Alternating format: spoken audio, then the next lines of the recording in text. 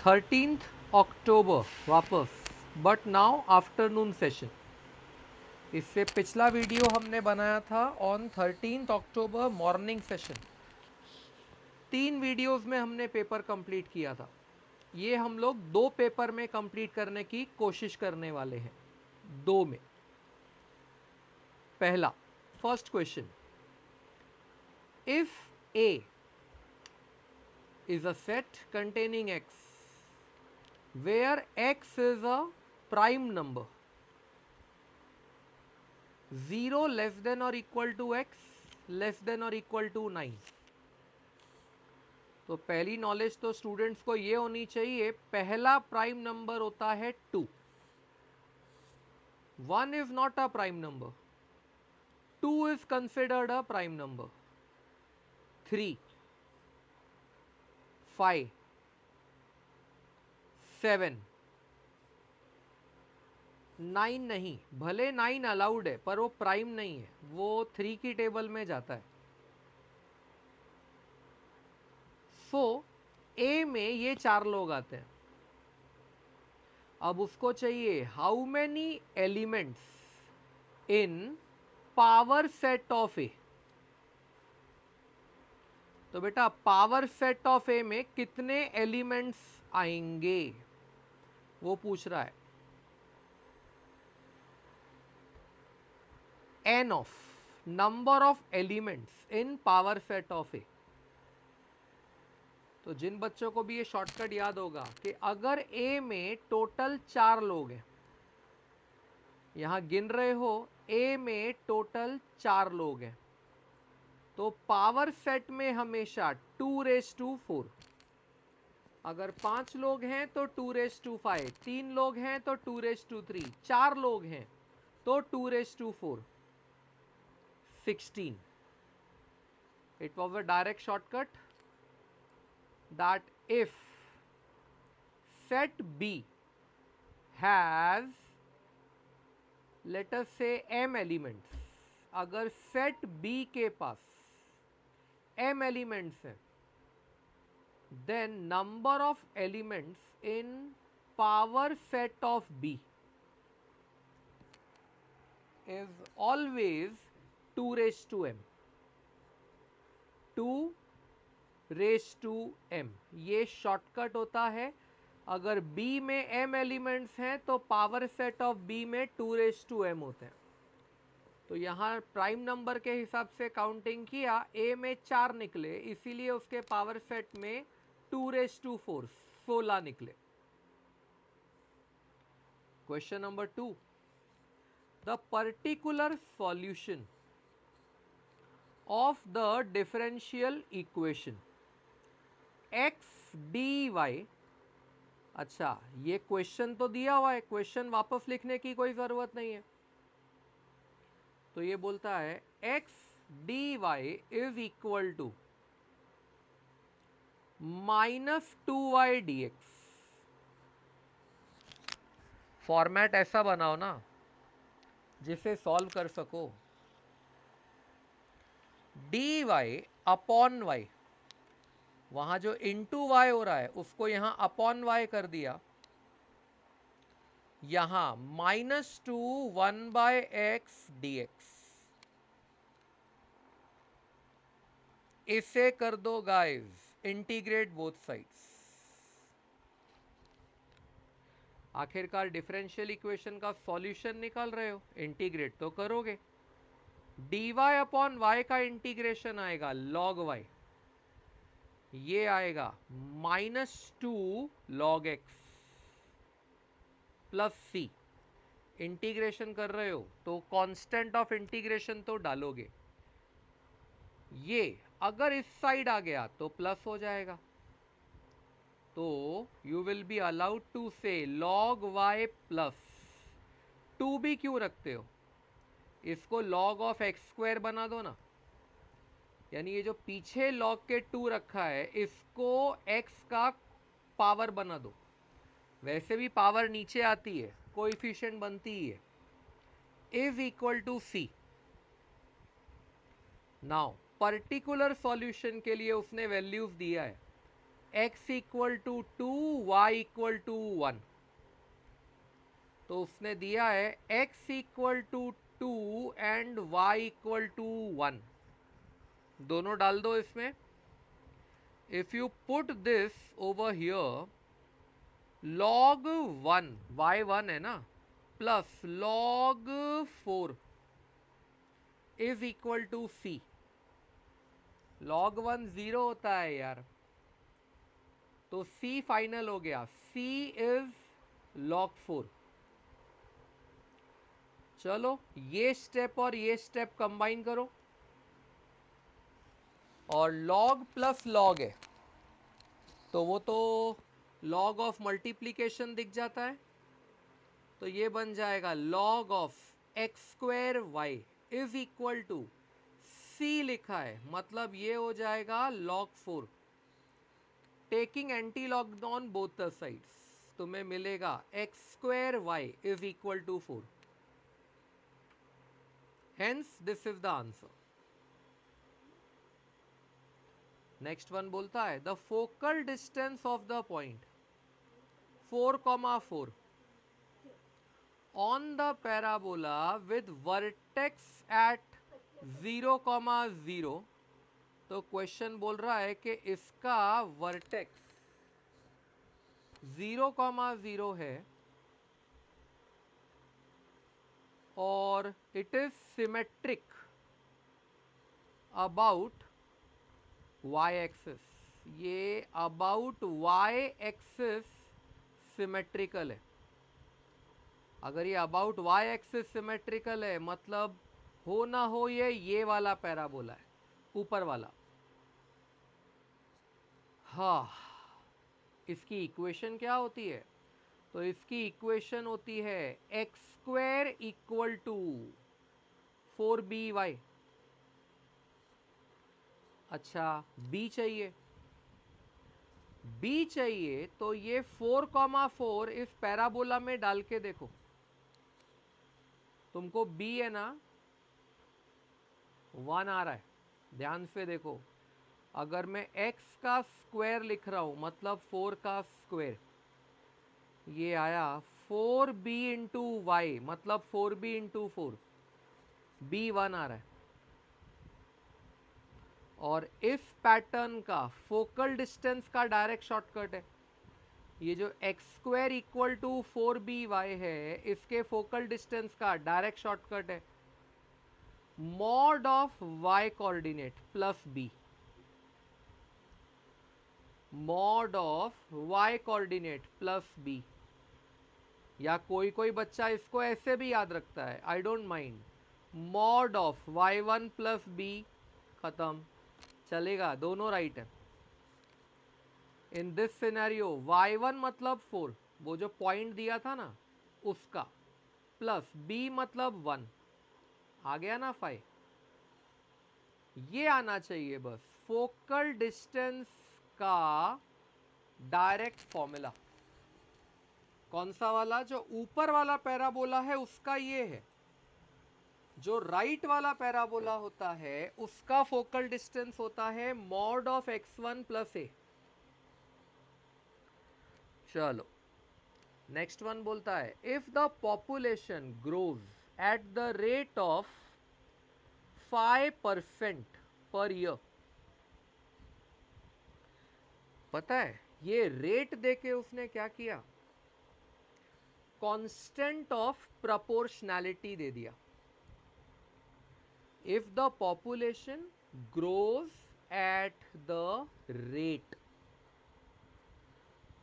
Basically dp by dt। Question बोल रहा है dp बाय dt, वैसे तो प्रोपोर्शनैलिटी साइन आना चाहिए, that is dp by dt is proportional to p। Population का यही होता है, that is rate of growth of population is directly proportional to the population itself। ऐसे में जब आपकी प्रोपोर्शनलिटी साइन हटेगी तो तुम्हें मिलेगा dp by dt is equal to kp। इसको इंटीग्रेट करने की कोशिश करोगे तुम्हें लिखने को मिलेगा dp upon p is equal to k dt। दोनों साइड कर दो इंटीग्रेशन, dp बाय p का आएगा log p equal to k dt का इंटीग्रेशन आएगा kt प्लस c। बेटा ये जो कांस्टेंट ऑफ प्रोपोर्शनैलिटी आया ना k, ये और कुछ नहीं है, वो 5% है। वो जो ऊपर 5% दिया था वो ये k था। अपने को लिखना पड़ेगा 5/100 t प्लस c। एक इनिशियल फिगर ले लो। लेट अस से when time is 0 population is x। when time is 0 population is x। ये सब सब्सटीट्यूट करो, तुम्हें c मिल जाएगा log x। अब क्वेश्चन बोलता है time taken for the population to became double, मतलब तुम्हें t चाहिए जिसके लिए p बन जाना है 2x। इनिशियल पॉपुलेशन x था, डबल हो जाएगा तो बोलेगा पॉपुलेशन बन गया 2x, c वही रहेगा। तो अगर आप अपनी इक्वेशन में डालोगे इन्हीं सारे मसाले को, तुम्हें मिलेगा log ऑफ 2x, क्योंकि यहाँ p है और p के जगह पे तुम 2x डालोगे, ये c भी तो यहाँ आके माइनस होगा, माइनस c, और c कितना है तुम्हारा log x। तो ये बन गया log 2x minus log x is equal to 5/100 t। log के रूल्स तुम्हें पता है, log 2x minus log x is log of 2x upon x, that is log 2। यहां तुम्हें ऐसा मिलेगा 5/100 t is equal to log 2, और log 2 की वैल्यू दी है 0.6912। तो t equal to 100 cross multiply करो 69.12 डिवाइड बाय 5 करो, ये देखो 5 13 65, ये सीधा कैंसल होगा giving you 13 point. Carry over बचा 4, यहां 41 हो जाएगा इसीलिए 8 आएगा। कैरी ओवर बचा 1, 12 बनेगा तो 2 आएगा। अब 13.82 आ रहा है पर वो भी दो ऑप्शन में है, तीसरा डेसिमल डिसाइड करेगा। अब जब वो 12 बना था हमने कैरी ओवर 2 लिया, 4 आ रहा है, यानी मेरा डिवीजन आ रहा है 13.824, मतलब ये आंसर पक्का है। बहुत कम ऐसे ऑप्शन होते हैं जो 3 डेसिमल पे डिसाइड होते हैं, नहीं तो पहला डेसिमल ही डिसाइड कर देना चाहिए। So these were first 4 questions. Next one, the equation of the plane passing through the points 2 3 1 4 minus 5 3 and parallel to y axis। एक बात बताओ, जब उसने पैरेलल टू y एक्सिस बोला तो automatically parallel to j cap तो हो ही गया, और अगर पासिंग थ्रू ये दोनों पॉइंट्स भी है ए बी बार ए बी, तो ये parallel to A B bar भी रहेगा, यानी it will be parallel to 4 - 2 2 I cap. -5 -3 -8 j cap, 3 -1 +2 k cap. तुम्हें दो पैरेलल वेक्टर मिल गए और इसको मान लो passing through point. In that case the value will be determinant. अच्छा, पासिंग थ्रू को ऊपर यूज करो, x -2 y -3 z -1 ऐसा बोल के।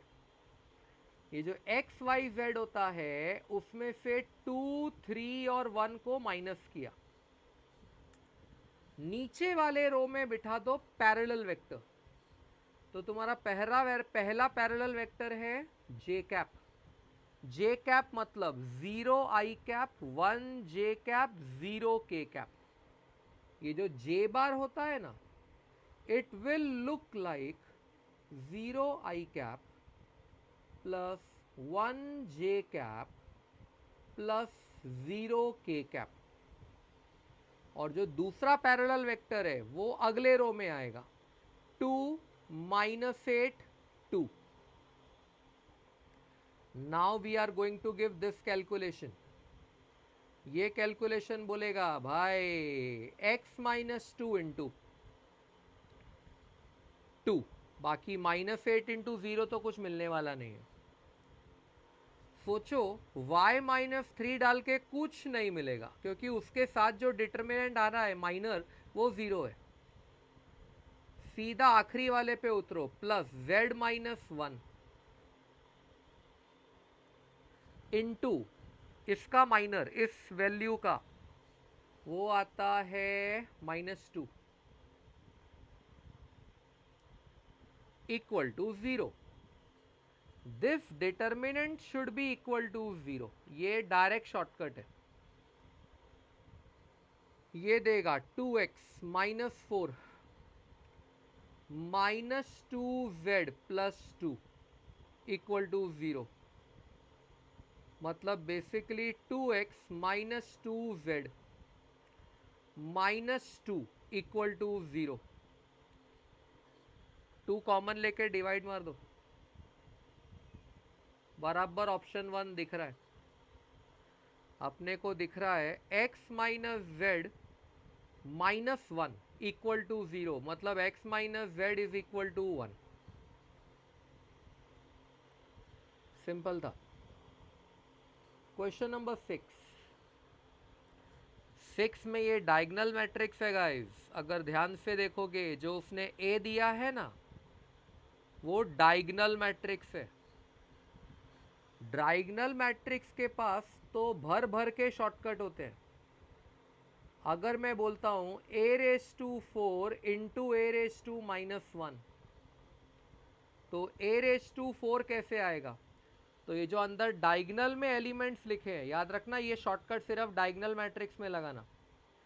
ये r⁴ उस एलिमेंट पे लग जाएगा, वहीं के वहीं। 2⁴ -2⁴ एंड -1⁴। बाकी सब 0 रहेंगे। ये शॉर्टकट आप डायगोनल मैट्रिक्स में लगा सकते हो। इनटू ए इनवर्स भी है ना, उसका भी शॉर्टकट है डायगोनल मैट्रिक्स के पास। रेसिप्रोकल तीनों डायगोनल एलिमेंट का, 2 का हो जाएगा 1/2, -2 का हो जाएगा -1/2, और -1 का रेसिप्रोकल बेटा -1 ही रहेगा। बाकी सब 0 ही आने वाले हैं। डायगोनल मैट्रिक्स में कितनी भी पावर लगा लो, आंसर वापस डायगोनल मैट्रिक्स आएगा। कभी इन्हें मल्टीप्लाई करके देखो। इनफैक्ट दो डायगोनल मैट्रिक्स को मल्टीप्लाई करना भी बहुत इजी है। ये जो 2⁴ है ये हाफ से मल्टीप्लाई होगा, इतना सिंपल है। ये जो 2⁴ है ये हाफ से मल्टीप्लाई होगा, मतलब 8। आंसर वापस डायगोनल मैट्रिक्स ही आना है। ये दो 0, ये 0। ये जो आएगा 16, ये -½ से मल्टीप्लाई होगा, मतलब ये अपने आप को देगा -8, 0, वापस 0 0। ये जो -1 का रेज टू 4 है, ये इस डायगोनल एलिमेंट से मल्टीप्लाई होगा, तो इट इज लाइक 1 इंटू -1, तो ये आएगा -1। आपको सिर्फ डायगोनल मैट्रिक्स के साथ खेलना आना चाहिए, नहीं तो ये लेंदी हो जाएगा। Hence second option. I hope things are clear. Next shortcut बोलता है if tan theta plus tan 2 theta is equal to tan 3 theta. अगर मैं आपको ये बताऊं कि सिस्टम क्या दिख रहा है, तुमको एकदम फट से क्लिक होगा। ये एक तरह का ट्रिग्नोमेट्री का बेटा शॉर्टकट है। थीटा, 2 थीटा, 3 थीटा 11 स्टैंडर्ड का शॉर्टकट है ये शॉर्टकट बोलता है अगर दो एंगल ऐड होते हैं और आंसर तीसरा एंगल देते हैं, ऐसी सिचुएशन में तीनों का multiply that is tan A into tan B into tan C is always equal to जो इन तीनों में सबसे बड़ा है, मतलब tan C, उनमें से बाकी दोनों माइनस, तो it is tan C minus tan A minus tan B। ये डायरेक्ट शॉर्टकट है। If A plus B is equal to C, then tan A into tan B into tan C is बड़े angle का tan minus पहले छोटे angle का tan minus दूसरे छोटे angle का tan। अगर तुम इस हिसाब से देखोगे तो tan theta into tan 2 theta into tan 3 theta should be equal to बड़ा वाला तो tan 3 थीटा और बाकी दोनों छोटों का tan सब्ट्रैक्ट, तो it is tan 3 theta minus tan 2 theta minus tan theta. अब ये जो क्वांटिटी है ये तो क्वेश्चन ने दी है कि ये 0 है।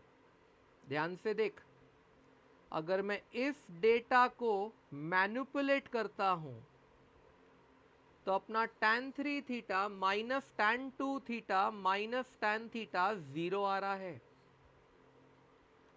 मतलब वो एग्जैक्टली क्या बोलेगा, बोलेगा देख भाई, therefore tan theta into tan 2 theta into tan 3 theta is equal to 0। अरे मतलब यहां और करके 3 आंसर आने चाहिए, बिकॉज ये तीनों आपस में एक्चुअली मल्टीप्लाई हो रहे हैं। तो ये बोलेगा आइदर tan थीटा इज 0 और tan 2 थीटा इज 0 और tan 3 थीटा इज 0। अगर यहां 3 आंसर और करके आने चाहिए तो बेटा चौथे ऑप्शन से अच्छा कौन सूट करेगा? बाकी के ऊपर के 3 ऑप्शन में तो एक एक ही आंसर दिया है, 3 आंसर तो सिर्फ लास्ट वाले में दिए हैं, तो वही आने वाला है। Let's go for next one. Question बोलता है with usual notations in triangle ABC if S is the semi perimeter and S minus A into S minus B into is equal to S into S minus C, then the triangle is देखते हैं। अगर ये उसने given data दिया है, का मतलब है it will become s minus a into s minus b upon s into s minus c. बोलेगा भाई जब तूने वहां का पार्ट लाके डिवाइड ही कर दिया तो ये 1 है। जरा अपने फॉर्मूले को तलाशो, ढूंढो, ये किसका फॉर्मूला है। तुम्हें पता चलेगा कि ये फॉर्मूला है tan स्क्वेयर c/2 का। हाफ एंगल फॉर्मूलाज में आता है। मानता हूं कि ये साल के सीईटी में ये ओमिट कराया गया है, पर नॉलेज रखने में अपना क्या जाता है। लास्ट ईयर तो ओमिट नहीं था। मैं हमेशा नॉलेज ज्यादा प्रेफर करूंगा रादर देन मार्क्स। अगर मुझे मिल गया tan स्क्वायर c/2 इज 1 तो मैं बोलूंगा tan c/2 इज 1, मतलब मैं बोलूंगा c/2 इज 45। अगर c/2 इज 45 मतलब मैं बोलूंगा c इज 90 क्रॉस मल्टीप्लाई किया तो। हाँ हो गया ना। अगर c 90 है तो बेटा ये राइट एंगल ट्राइंगल हुआ ना। अगर 60 आता तो मैं एक बार के लिए इक्विलेटरल ट्राइंगल सोचता भी। अब नहीं सोचूंगा, अब मैं सोचूंगा कि भाई ये गारंटेडली राइट एंगल ट्राइंगल है। चला let's go ahead. These are your first 8 questions of your 13th October afternoon session. Now, ये क्वेश्चन आया guys sets relations functions. Question बोलता है f of x is this, g of x is this, then the value of x for which fog x, f of x is fog x. Okay. अगर question यही बोलना चाहता है कि f of x is fog x म्हणजे f of x is equal to f o g of x। Guys I have told you, कोई भी doubt है मेरे को मेरे पर्सनल चैट पे व्हाट्सअप कर सकते हो कि सर ये सम नहीं समझा या वो सम नहीं समझा। My personal chat WhatsApp is on. f of x तो अपने आप को एज इट इज लिखेगा x square minus 3x plus 4 is equal to fog का मतलब होता है f bracket g of x। Fog का मतलब होता है f bracket g of x, मतलब जो f फंक्शन है ना तुम्हारा उसमें जहां जहां x वहां वहां g ऑफ x डालना है तुम्हें। यानी f ऑफ x अगर x स्क्वायर बोल रहा है तो तुम्हें g ऑफ x का स्क्वायर बोलना है, मतलब तुम्हें 2x प्लस 1 का स्क्वायर बोलना है। भूलना नहीं, g ऑफ x उसने 2x प्लस 1 दिया था, माइनस 3 इंटू x, मतलब g ऑफ x लिखना है 2x plus 1 plus 4। Overall bracket opening करोगे, थोड़ा फास्टर मूवमेंट्स करना है अपने को यहाँ पे वापस। X square minus 3x plus 4 is equal to 4x square. यहाँ की पूरी कैलकुलेशन में बेटा एक्स स्क्वेयर वाला एक ही टर्म आ रहा है, that is why 4x square. अच्छा मिडल टर्म आएगा इसका 4x, लेकिन बाजू वाले में माइनस 6x भी तो आएगा। इसका 4x और बाजू वाले का माइनस 6x मिलके बन गया माइनस 2x। ये अपना कांस्टेंट फेंकेगा प्लस 1, ये अपना प्लस 1 फेंका और लास्ट वाले 4 के साथ मिलके हो गया 5 और ये हो गया माइनस 3, तो ये बैठेगा प्लस 2। सबको एक तरफ ले लो, 4x square minus x square बनेगा 3x square. -2x plus 3x बनेगा +1x। 4 आके यहाँ माइनस होगा, बनेगा -4 equal to 0।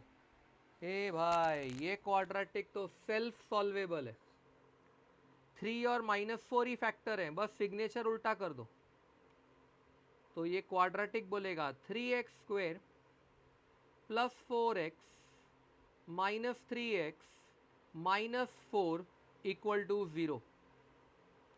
3x common, sorry x common, जैसे इसमें से x कॉमन लोगे ब्रैकेट में बचेगा 3x प्लस 4, -1 कॉमन, वापस ब्रैकेट में बचेगा 3x प्लस 4, तो ये बनेगा 3x plus 4 into x minus 1 is equal to 0। अगर उन्हें इक्वल टू 0 से कंपेयर करवाओगे तुम्हें मिलेगा x equal to 1 and x equal to -4/3।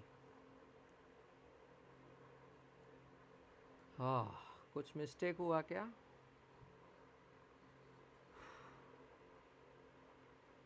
Now we need to check guys, कुछ मिस्टेक हुआ लग रहा है।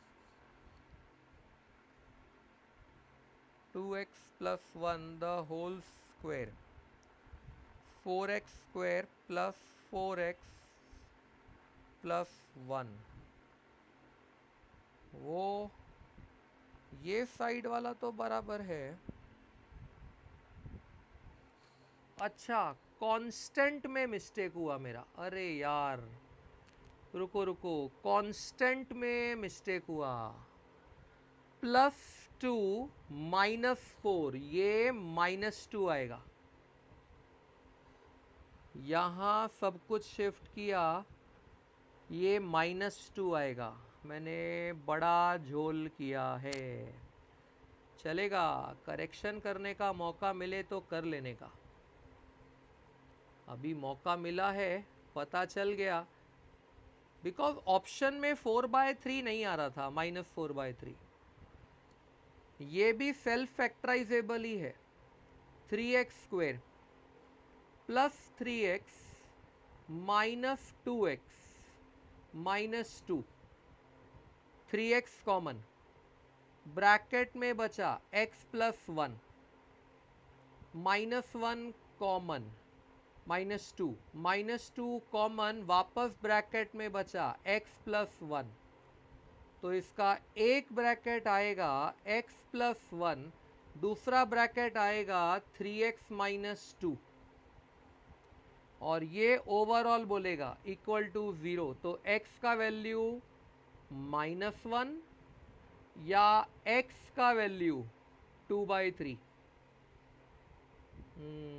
ऑप्शन 4, -1 या 2/3। नेक्स्ट वन 10th, कुछ नहीं रे, उसने सॉल्यूशन दे दिया है और पूछा है कि इसका डिफरेंशियल इक्वेशन क्या आएगा। ग्रामर कितनी भी हिलाने दे, क्या फर्क पड़ता है अपने को। tan इनवर्स x का जब डेरिवेटिव लोगे तो आएगा 1/1 plus x² plus tan inverse y का डेरिवेटिव लोगे तो आएगा 1/1 plus y² dy/dx is equal to 0। हो गया ना। ये जो 1/1 प्लस x² है पहले RHS में जाएगा और यहाँ का 1 प्लस y² क्रॉस मल्टीप्लाई के ऊपर जाएगा। सिंस ये 1/1 प्लस x² वहाँ गया तो माइनस क्रिएट करके बैठा, 1 प्लस y² ऊपर गया और 1 प्लस x² नीचे बैठा है। खलास, इसके बेसिस पे तुम्हारा answer decided, option 2। Next one बोलता है if the vectors this and that are collinear, अगर वो बोलता है कि ये दोनों वेक्टर आपस में कोलिनियर हैं, बेटा क्रॉस प्रोडक्ट मत लो, टाइम लगेगा। कोएफिशिएंट्स आर इन प्रपोर्शन, खत्म। अगर दो वेक्टर्स आपस में कोलिनियर होते हैं या पैरेलल होते हैं तो रूल बोलता है पहले वेक्टर का आई कोएफिशिएंट 1 अपॉन दूसरे वेक्टर का i coefficient y is equal to पहले वेक्टर का j कोएफिशिएंट 2 दूसरे का 6 इक्वल टू x अपॉन 4 हो जाएगा। ये 1/3 है। कंपैरिजन, मैचिंग, जो करना है करो। सामने से दिख रहा है कि y3 आ रहा है और x 4/3 आ रहा है। x 4/3, y3, third option. Okay, give me a moment.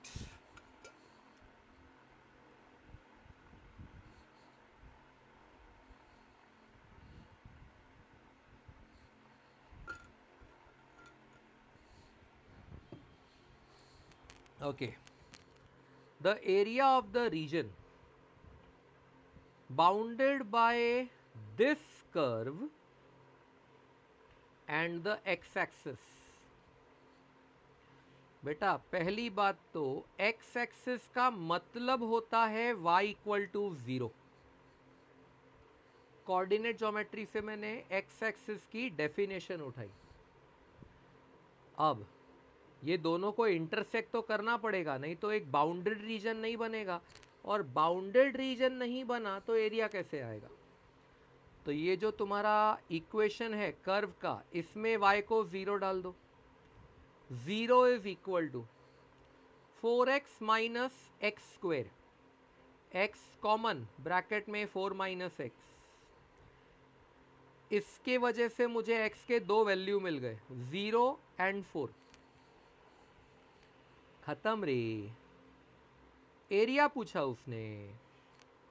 Area का फॉर्मूला होता है इंटीग्रेशन 0 to 4 आएगा यहाँ पे, x1 से लेके x2 y dx, यानी 4x minus x square dx, that is 4 into x square by 2, 4 and 2 cut 2x square, minus x square का integration x cube by 3, whole thing under limit 0 to 4। इसमें अपना luck बोलता है 4 डालोगे तो कुछ आएगा, 0 डालोगे तो कुछ नहीं आएगा। 4 का स्क्वायर 16, 16 2 ज़ा 32, माइनस 4 का cube 64 divide by 3,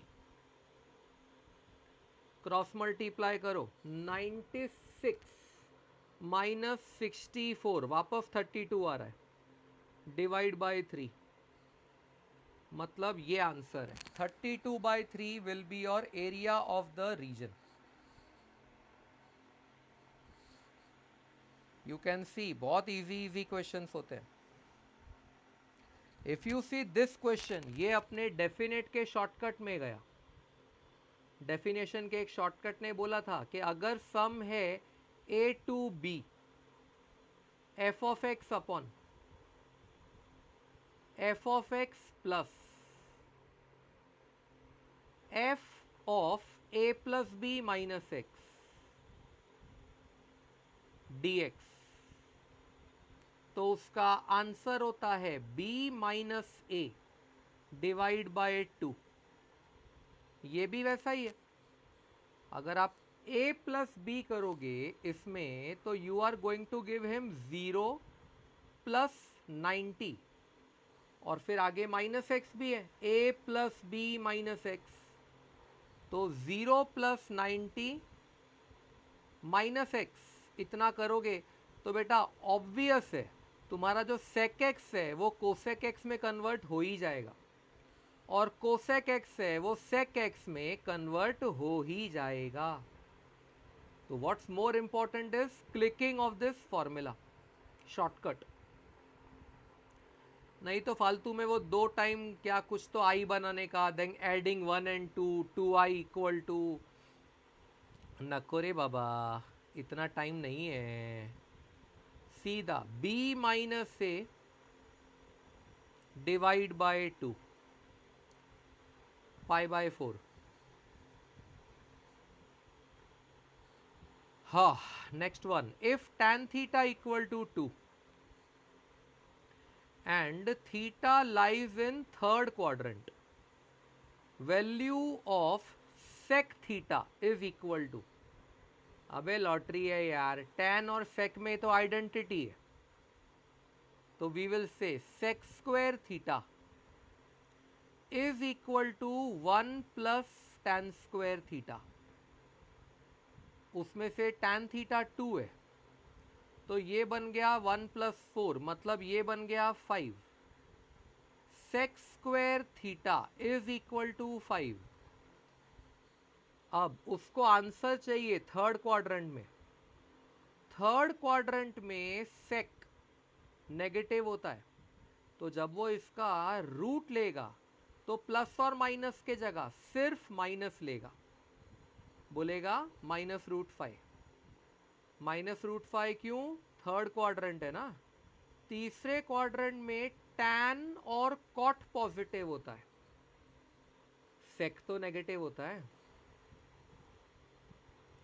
next one, if the equations ax square plus bay square plus cx plus cy equal to 0, c not equal to 0 represents a pair of lines। बेटा जान, ये बोल दिया, ये बोल दिया मतलब उसने अपने डिटर्मिनेंट को 0 बना दिया। अच्छा, अपना डिटर्मिनेंट क्या होता था, याद करो, all high school girls have boy friends, go for cinema.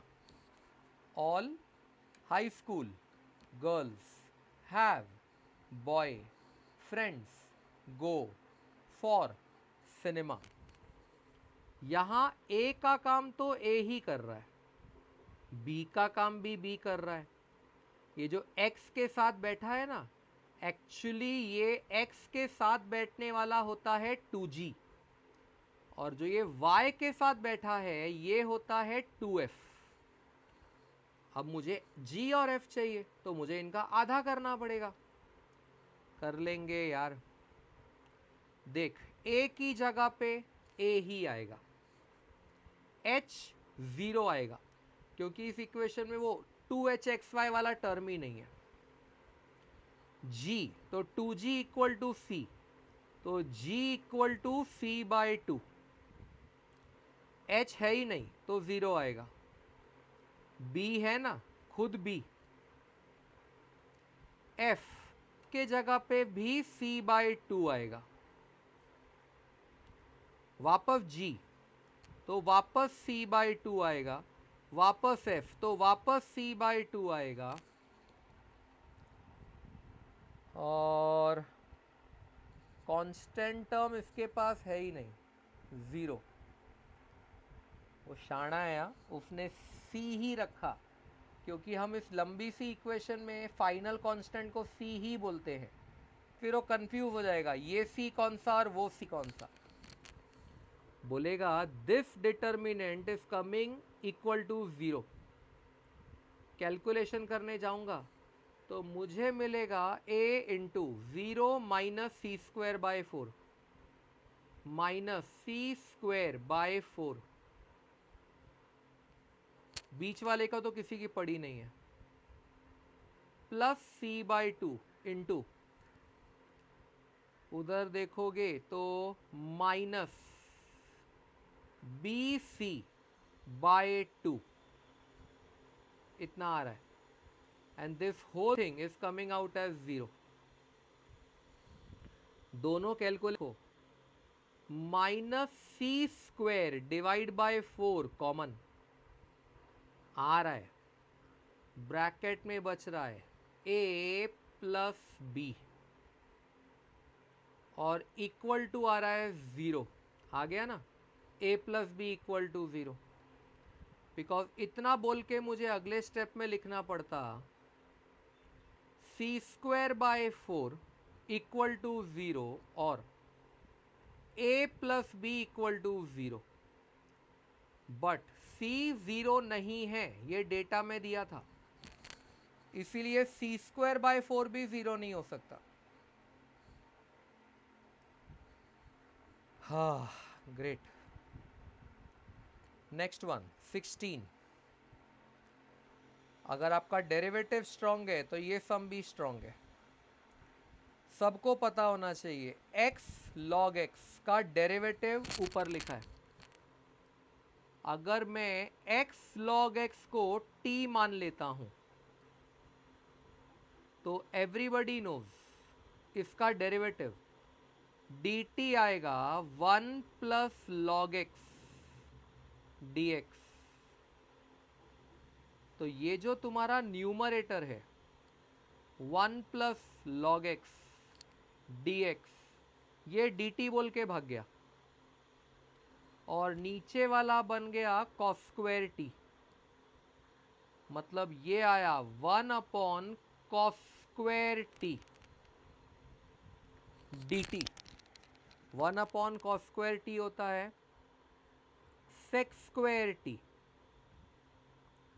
तो ये बन गया sec square t dt। Sec square t का इंटीग्रेशन आएगा tan t। tan t, t को मैंने कर दिया बैक सब्स्टिट्यूट। ये लो आ गया ना ऑप्शन 3। बहुत इजी सम्स होते हैं बेटा। बच्चा अटकता है टाइम मैनेजमेंट में और पैनिक में। वो जो पैनिक बटन होता है ना, बहुत रिस्की है वो, और बच्चा पैनिक होता ही है on the day of exam. बच्चा कितना भी बोले वो पैनिक तो होता है, और पैनिक में ही वो या तो इजी सम्स को भी लेंदी मेथड से कर जाता है या सिली मिस्टेक्स करके आता है। इस सम में उसने तुमसे पूछा है CDF, cumulative distribution function. Formula याद होगा CDF का। ये जो रेंज देते हैं ना वो, उसमें लोअर मोस्ट लिमिट और upper limit should be variable x। दिए हुए रेंज में lower most limit, upper limit should be variable x। और आगे तो ये फंक्शन आएगा जिसको इंटीग्रेट करना है, मतलब जो f ऑफ x है, यानी integration of x cube by 3 dx। अब ये आएगा x रेज टू 4, अपॉन में 4 फेंकेगा तो आएगा 12, क्योंकि 3 पहले से था। और ये आया -1 से लेके x। जब x के जगह x डालोगे तो कुछ नहीं मिलने वाला, x रेज टू 4 अपॉन 12 ही आएगा माइनस। x के जगह -1 डालोगे, -1 रेज टू 4 इज 1, और ये कहलाएगा 1 upon 12। That is why 1 upon 12 common, और ब्रैकेट में बचेगा x रेज टू 4 -1। यस, पहला ऑप्शन। CDF में ये याद रखना लिमिट्स कैसे होती है, वो सबसे इंपॉर्टेंट है। लोअर मोस्ट लिमिट से लेके variable limit x। 18th question, ये अपने वो डेरिवेटिव का शॉर्टकट। डेरिवेटिव ने क्या बोला था, whenever you have y equal to, let's say यहाँ थोड़े नाम जैसे हैं वो नहीं लेके दूसरे नाम ले रहा हूँ, h of x raise to t of x। y बोलता है अगर h of x raise to t of x, तो इसका dy बाई डी एक्स क्या होता है? तो इसका dy बाई डी एक्स होता है क्वेश्चन, मतलब जैसा क्वेश्चन दिया था वो h of x raise to t of x, वो तो आना ही है। पहले आएगा इसमें क्वेश्चन, फिर एक ब्रैकेट आएगा, ब्रैकेट में आता है पावर, ऊपर पावर नीचे बेस,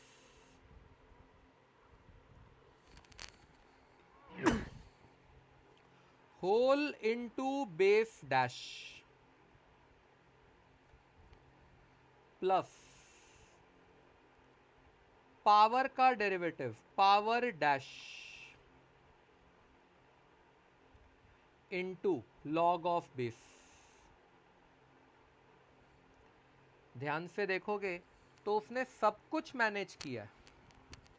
जब उसने बोला कि क्वेश्चन वापस आएगा, तो ये देखो उसने y मैनेज किया है। जब उसने बोला कि पावर डैश, अब पावर x है, x का डेरिवेटिव 1 और बेस ये है तो लॉग ऑफ बेस, तो वो भी पूरा उसने मैनेज किया है। मतलब वो g ऑफ x किसको बोल रहा है? तो बेटा ये सब में वो g ऑफ x बोल रहा है पावर, पावर मतलब x अपॉन बेस, बेस मतलब x square upon x plus 1 into base dash. अब ये जो बेस डैश तुम करोगे ये u बाई वी रूल से करोगे। u बाई वी रूल करोगे तो डिनोमिनेटर में x प्लस 1 का होल स्क्वायर आएगा, इधर पहले x प्लस 1 आएगा इंटू एक्स स्क्वायर का डेरिवेटिव 2x, फिर माइनस एक्स स्क्वायर आएगा और x प्लस 1 का डेरिवेटिव 1। ये वाला x और ये वाला एक स्क्वायर कैंसल, ये x प्लस 1 ऊपर, मतलब ये दिखाई देगा x plus 1 upon x, bracket, bracket opening करो तो ये भी देगा 2x into x is 2x square, 2x square minus x square is x square. हाँ, plus 2x, this is x square plus 2x। अच्छा, डिवाइड में अभी भी तुम्हारा वो x प्लस 1 का स्क्वायर है,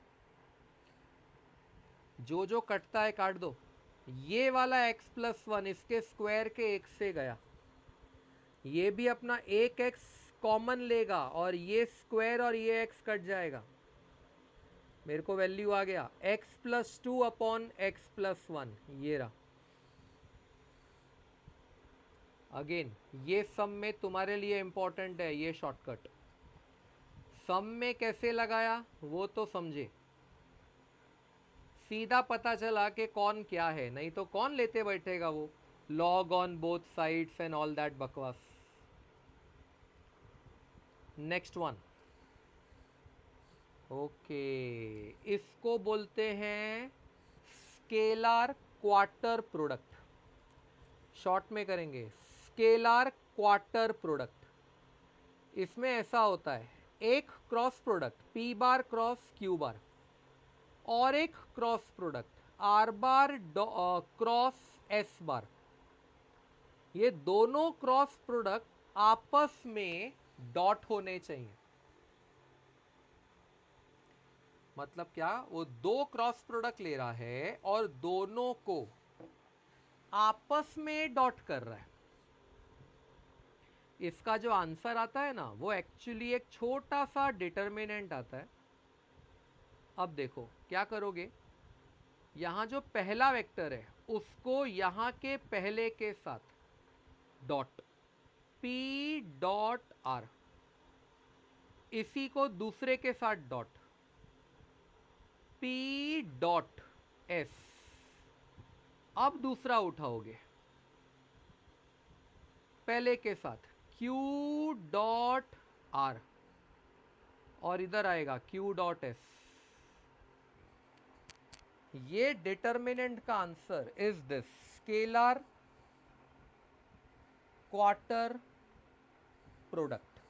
ट्रिपल नहीं बोल सकता ना, क्योंकि यहाँ पे 3 लोग हैं।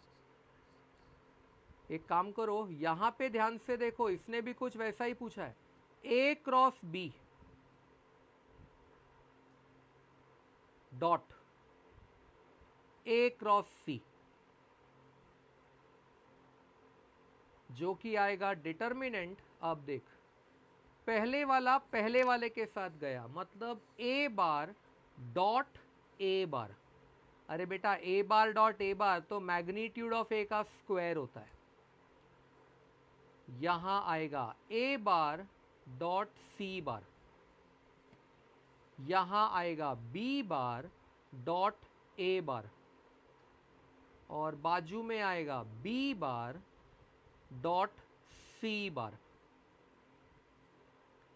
दैट इज मैग्नीट्यूड ए का स्क्वायर। इजी है ना, 2 स्क्वायर। देखो ना, ए देखो, ए देखो, इसके कोएफिशिएंट्स का स्क्वायर करके add. 2 square 4 plus 3 square 9 plus 1 square, -1 का स्क्वायर प्लस 1 ही आएगा। 4 प्लस 9 प्लस 1 14। पहली लोकेशन पे 14 है, बाजू वाली लोकेशन पे ए डॉट सी। ए डॉट सी कैसे करते हैं, 2 इंटू, अरे सी भी मस्त है यार, 1 1 1 है।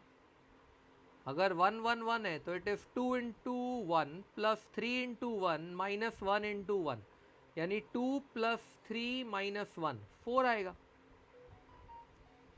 नीचे आ रहा है बी डॉट ए। अच्छा, बी डॉट ए थोड़ा मेहनत है पर कर लो ना। ए का आई कोएफिशिएंट, बी का आई कोएफिशिएंट मिला लो, -2। जे कोएफिशिएंट 3 2 6। के कोएफिशिएंट -1 इंटू -4 +4, ये हो गया। और बाजू में है b dot c. B dot c मतलब बी और सी का डॉट, सी बेस्ट है, 1 1 1 है, तो इट इज -1 +2 -4, इट इज -5 +2 -3। तो बेटा ये आ रहा है -3। एमसीक्यूज करने के लिए थोड़ा सा अपने को कैलकुलेशन फास्ट रखना पड़ता है। 14 इंटू -3 -42। अच्छा, 6 + 4 10 10 - 2 8। दिस बिकेम -8 4 तो -32। आंसर देख लो, -74 आ गया। मेरे को 2 क्रॉस प्रोडक्ट लेना, उससे तो ये बेटर है, बट फिर वापस ये शॉर्टकट मालूम होना चाहिए। स्केलर क्वार्टर प्रोडक्ट, अगर किसी को ये नहीं मालूम रहेगा तो वो नॉर्मली करने वाला है, 2 क्रॉस प्रोडक्ट निकालेगा और उनका डॉट निकालेगा। ठीक है, क्या कर सकते हैं। A metal life has half life of 10 days. ये अच्छा है यार। A sample originally has a mass of 1000 grams. देख, 1000 ग्राम था, हाफ लाइफ मतलब आधा हो जाएगा 10 दिन में। तो जब 10 दिन गुजर जाएंगे ना, 500 रह जाएगा, और 10 दिन गुजरेंगे 250 रह जाएगा। हाफ लाइफ है, मतलब जितने से स्टार्ट किया उसका आधा। और एक 10 साल गुजर जाएंगे, 10 दिन सॉरी 10 डेज, तो बचेगा 125। और एक 10 दिन गुजर जाएंगे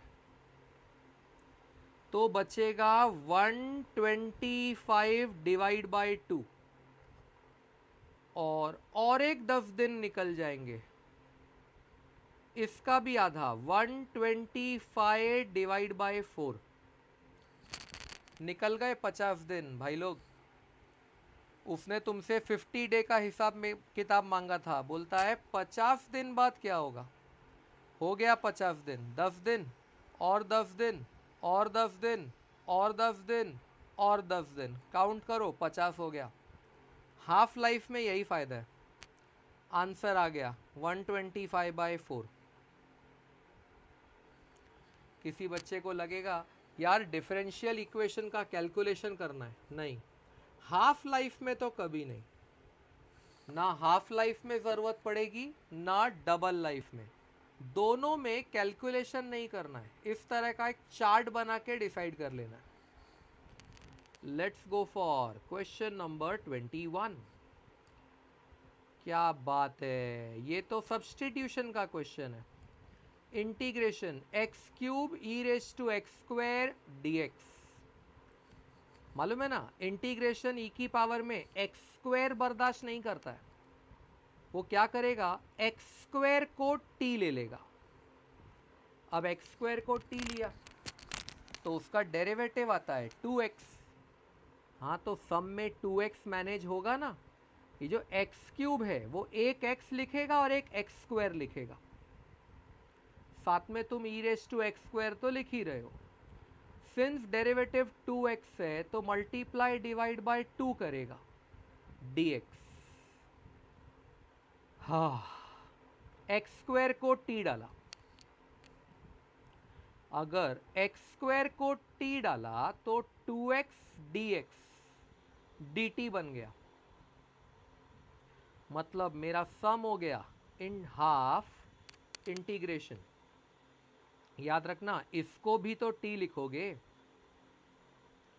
t into e raise to t dt। ये जो t e raise to t d t होता है ना, x e raise to x, इसके पास डेरिवेटिव शॉर्टकट भी है और इंटीग्रेशन शॉर्टकट भी है। इसका आएगा e raise to t into t minus 1 plus c. अब एक बैक सब्सटीट्यूशन कर लो एंड सम खत्म। That's why it's this is the answer. Just for your learning, दोनों का डेरिवेटिव और इंटीग्रेशन देखो। What is derivative of x e raise to x, तो it is e raise to x into x plus 1। And what is integration of x e raise to x, तो it is e raise to x into x minus 1। दोनों का shortcut ready रखने का, कब जरूरत पड़ जाए। अब पड़ गई ना। हाँ, next one 22।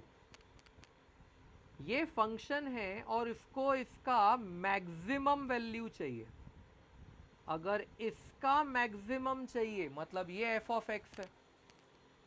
As per the process हम एफ ऑफ एक्स का निकालते हैं डेरिवेटिव, तो एफ डैश ऑफ एक्स, तो ये कहलाएगा f dash of x is equal to u by v rule, log x upon x का डेरिवेटिव, तो नीचे आया एक्स स्क्वेयर, ऊपर बिगिनिंग एक्स से हुई लॉग एक्स का डेरिवेटिव आया 1/x minus log x into x का डेरिवेटिव 1।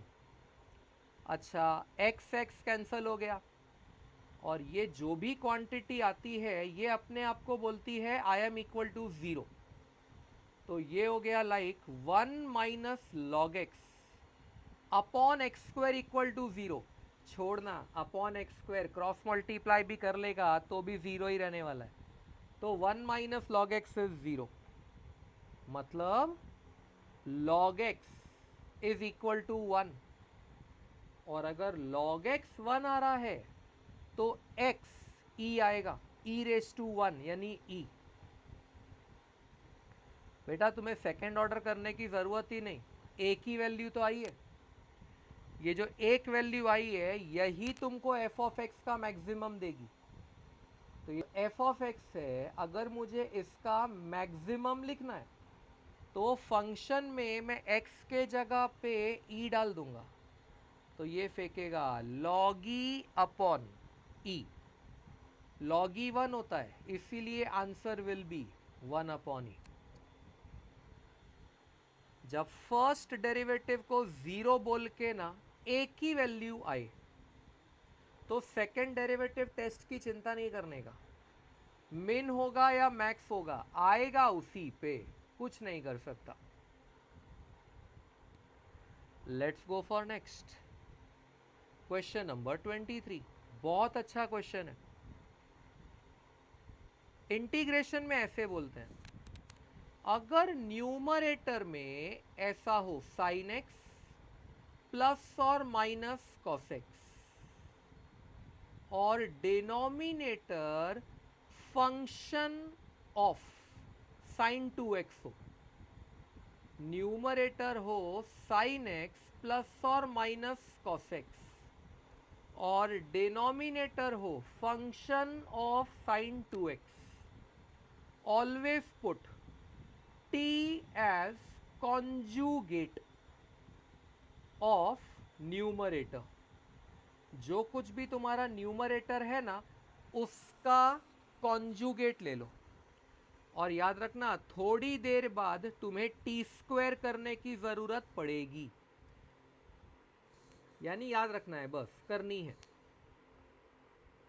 अब न्यूमरेटर देखो, इसका न्यूमरेटर बोल के बैठा है sine x plus cos x, तो t ले लो sine x plus cos x का conjugate, sine x minus cos x.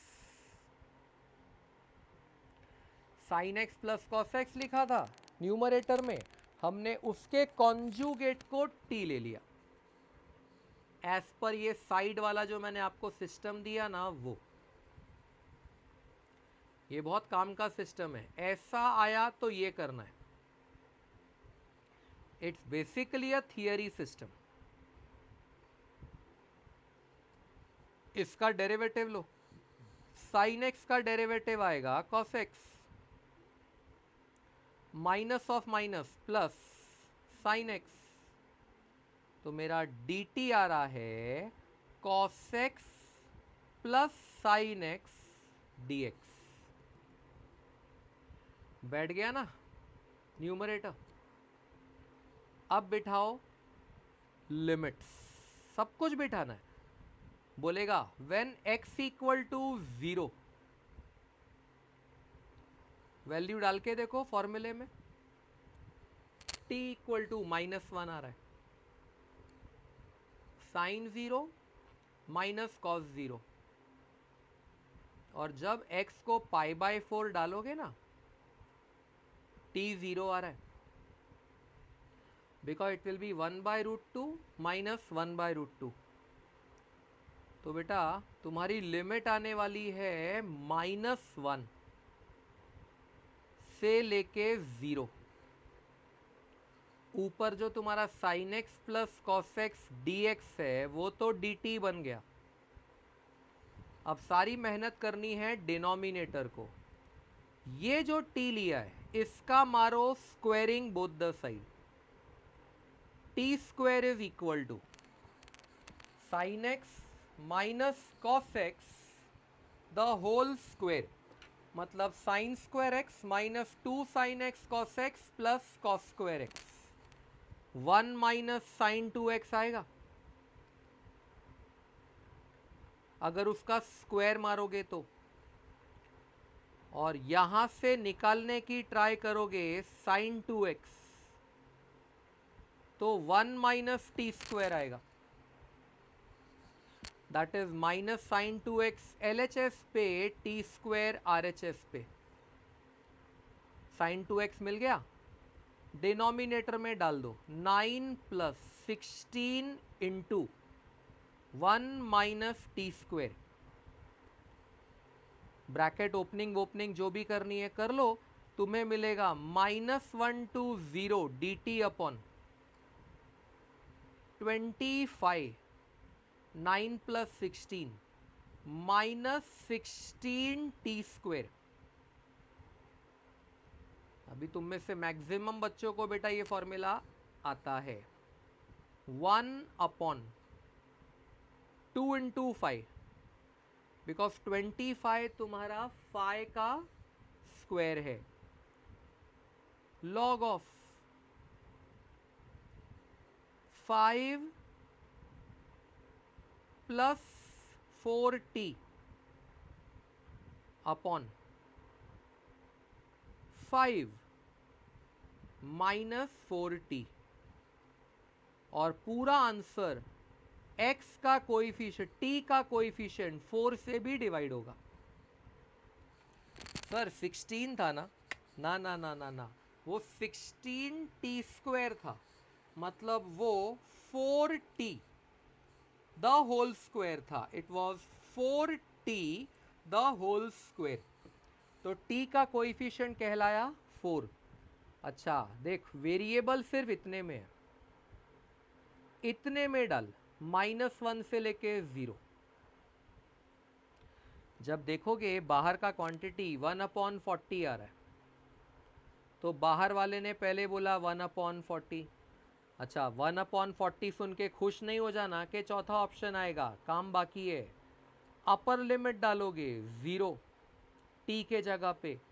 ध्यान से देखो, log 5/5 आ रहा है, log 1 minus log of, lower limit डालोगे दैट इज -1, तो t -1, तो ऊपर आ रहा है 1, 5 - 4, नीचे आ रहा है 9।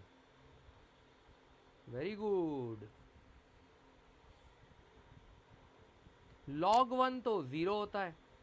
हाँ, इसकी कैलकुलेशन यहाँ पे कर रहा हूँ। 1/40 ब्रैकेट log 1 0 होता है, माइनस log ऑफ 1/9, मतलब 3⁻2 -2।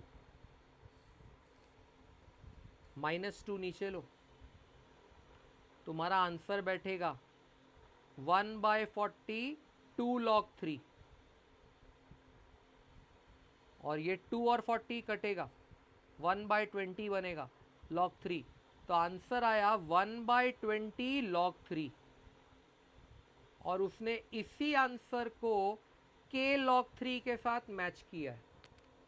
अगर यही आंसर k log 3 है, मतलब k का वैल्यू 1/20 आएगा, बिकॉज 1/40 × 2 आ रहा है।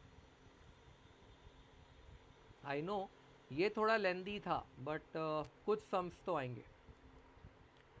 2 × 2 का एडजॉइंट इससे इजी कुछ नहीं हो सकता। Whenever you are asked adjoint of 2 × 2 A B C D, कुछ नहीं करना, एकदम स्ट्रेट फॉरवर्ड आंसर फटाफट लिख के निकल जाना। Main diagonal interchange, A D बन जाएगा डी ए, और बाकी दोनों में नेगेटिविटी आएगी, -b -c। हो गया, ये इसका एडजॉइंट होता है। मेन डायगोनल हो जाता है इंटरचेंज, और दूसरे डायगोनल में नेगेटिविटी। अगर वो ए है तो इसका एडजॉइंट ऑफ ए आएगा मेन डायगोनल 2 5 से हिल के हो गया 5 2। जहां -3 लिखा था वहां माइनस मल्टीप्लाई किया तो 3 हो गया, जहां 3 लिखा था वहां माइनस मल्टीप्लाई किया तो -3 हो गया। ये ले एडजॉइंट ऑफ ए। एडजॉइंट करने का ये शॉर्टकट याद रखना। मैंने 2 × 2 का इनवर्स का शॉर्टकट सिखाया था क्रैश कोर्स में, उसमें ये पार्ट था, बस पीछे 1 डिटर्मिनेंट भी होता है। तो इसके हिसाब से ऑप्शन ए आ रहा है, first option. Next one question बोलता है, foot of the perpendicular drawn from the origin to the plane. Basically उसने बोला कि एक प्लेन है, और वो प्लेन की इक्वेशन, ये जो उसने दिया है ये है प्लेन की इक्वेशन। किसी ने तो ओरिजिन से इस पर परपेंडिकुलर गिराया है। ये जो परपेंडिकुलर गिराया है ना, इसको बोलते हैं नॉर्मल, एन बार। और ये कौन होता है? ये जो एक्स वाई और जेड के कोइफिशिएंट्स है ना, ये वही है। That is 1 I cap plus 1 J cap plus 3 के कैप। ये ऐसा रहेगा। अच्छा, ये परपेंडिकुलर आपने गिराया कहाँ से? तो आपने परपेंडिकुलर गिराया ओरिजिन से, 0,0,0 से। तो ये जो 1 1 और 3 है ना, 1 1 और 3, ये बन गए तुम्हारे नॉर्मल के डीआरएस। अब यहां जो भी पॉइंट आएगा, यानी फुट, वो प्लेन को भी तो सेटिस्फाई करेगा। ये जो प्लेन है उसे सेटिस्फाई भी तो करेगा। अगर मैं मान लूं ये ऑप्शन ए है, ये ऑप्शन बी है, ये सी है और ये डी है। नाउ ध्यान से देखो, सबसे पॉसिबल आंसर्स मेरे को सी और ए लग रहा है, सबसे पॉसिबल आंसर्स। क्योंकि डीआरएफ जो है वो मैच खा रहे हैं, 1 1 3। अगर आप 1 1 3 की बात करोगे, ये देखो 1 1 3, और ये डीआरएस है, मतलब इसमें कॉमन मल्टीपल हो सकता है। अगर 1 1 3 अपने आप को 4 से मल्टीप्लाई करे तो 4 4 12 बन सकता है। मतलब समझा? ए और सी ही चेक करना है, बी और डी नहीं। और जब ए और सी ही चेक करना है तो एक ही चेक करो ना। अगर वो आ गया तो करेक्ट है, नहीं आया तो दूसरा सी करेक्ट है, और क्या।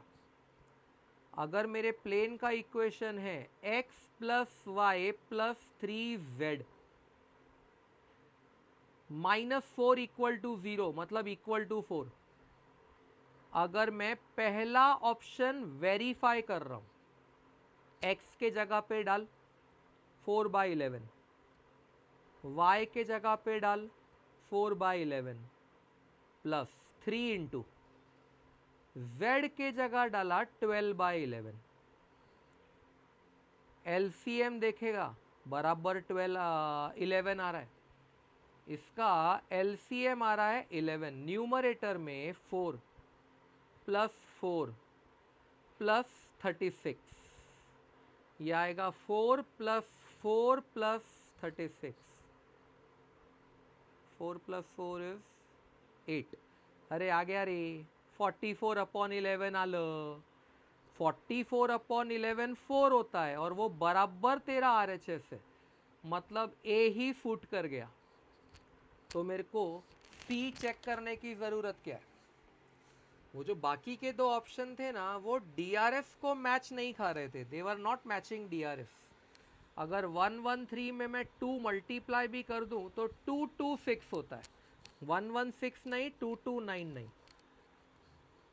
तो डीआरएस से जिसने मैच खाया, पहले तो मैंने उसको आंसर घोषित किया, दो ही थे, उनमें से एक को वेरीफाई करो। अगर वो आ गया तो फाइनल, नहीं आया तो दूसरा वाला।